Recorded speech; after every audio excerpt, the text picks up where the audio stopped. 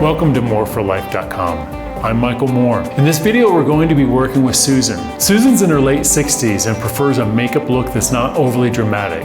We're going to create a simple look for her that celebrates her beautiful features that she already has going for her. In part one of Susan's application, we're going to start with a primer and move on to concealer, foundation, and add some color to her brows. So let's get started.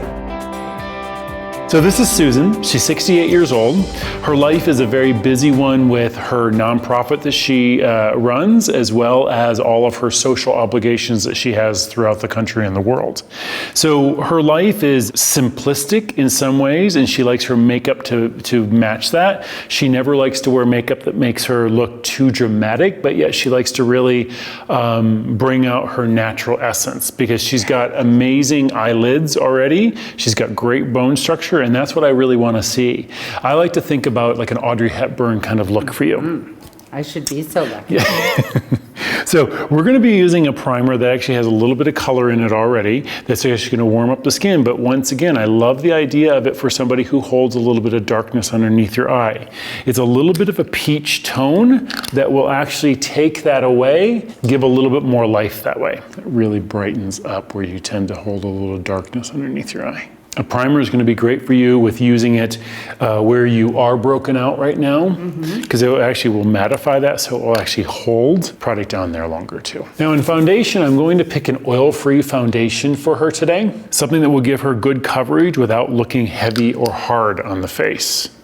What I want to do with it, because Susan is 68 years old, Susan does have a little bit of dryness on the surface of the skin, I'm actually going to add a little bit of a highlighter with it. So as you can kind of see here, we're going to use this shimmering product that I'm going to blend right into the foundation. This will give her skin more of that airbrushed kind of appearance, which anybody likes when they're getting ready to go to a gala, or even just every day just walking down the street. You do not want to do too much, because then you could easily look like the Tin Man, and we're not going for that look. We don't want to look like the Tin Man.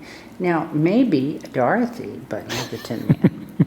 So we're going to start at the nose, take this across the face, and I'm going to come back in a minute and do concealer as well. It just gives the skin beautiful radiance. Yep, we're going to go all over the face with the foundation today, just to give total perfection. It is lightweight. As we start to get a little bit more mature with a few lines on the face, imperfections, we do not want to make sure that the product is heavy that will fall into those fine lines and wrinkles. I think that's what people my age tend to do. They overdo it, and they kind of emphasize the lines. Well, so many people in my 27 years of doing makeup always feel that as they get older, they need almost like a spackling. And spackle, as a crevice gets deeper, only goes deeper. So we're going to go back now, and we're going to do concealer underneath the eye. I've actually picked a concealer called Cameo that actually has a little bit of pink in it. The pink is going to contrast and break down a little bit of that color. So we're going to do only 3 little dots of this. 1, 2, and 3. We're going to start all the way in the inside of the eye and blend it out through the whole ocular cavity. With Susan, what we are going to do is you can see her cheekbone right through there, or the ocular bone, excuse me.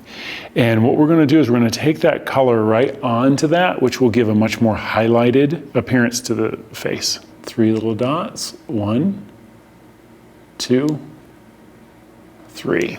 Often when I'm doing women's makeup and they say, well, the concealer looks like it's making my lines look deeper, I would always say, would you rather have your lines look deeper at 68, or would you rather look like your husband's been beating you at 68? So I would... I'll go with the former. Exactly. Yes, I'll go with the former. It's more like I beat him up than he beats me up. So I'm going to take just a little bit of that concealer and go right on top of her areas of opportunity as well. Oh, I like that. Just to really cover those up and keep those covered. With eyebrows, we're going to be using a powder in Susan's eyebrows. Susan has a great shape to her eyebrows, but unfortunately, as we age, our eyebrows tend to dissipate. Our lashes tend to dissipate. True.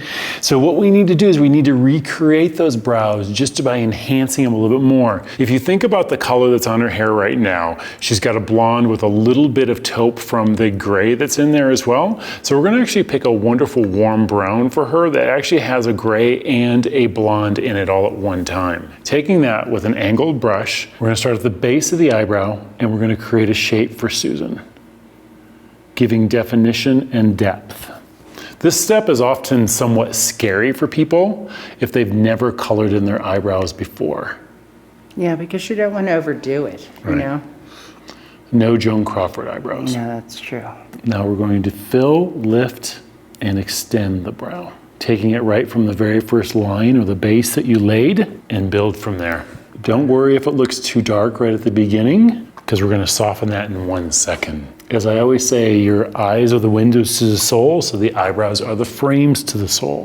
You need that definition. And Susan's eyebrows are more of a natural brown, which probably were her natural hair color originally. And so we have to really make sure we match that, but it harmonizes with the hair on top of her head. You don't want to think about Madonna when she went to that really bleach blonde look with those jet black brows that she used to have. We're not going for that look.